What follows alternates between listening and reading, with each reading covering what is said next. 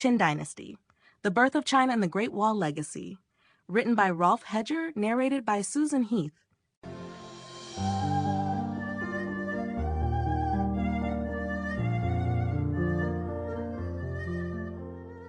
Chapter 1.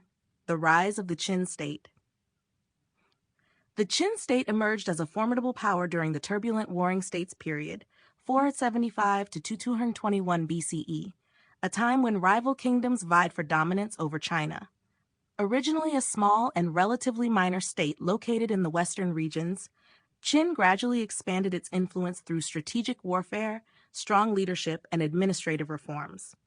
Unlike some of the more culturally refined states in the East, Qin was often perceived as a land of rugged warriors and strict discipline, an image that ultimately worked in its favor.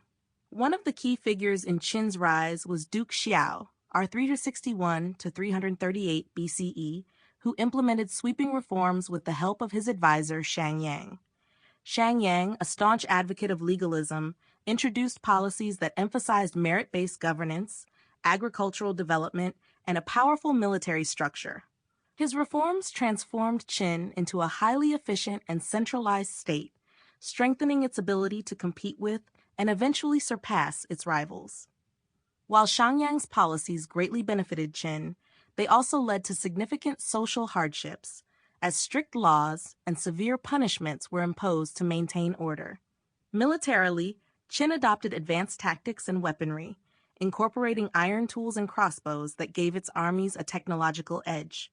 The state also developed a well-organized conscription system, ensuring a steady supply of disciplined soldiers.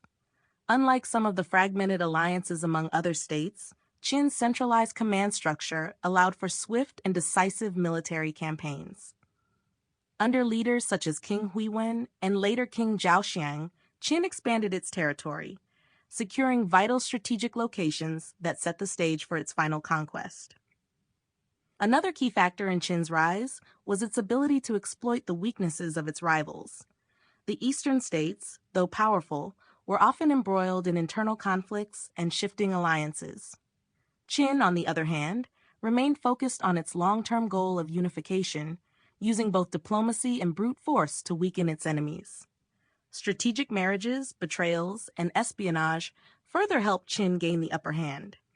By the time Ying Zheng, later known as Qin Shi Huang, ascended the throne in 246 BCE, Qin had already established itself as the dominant power in China.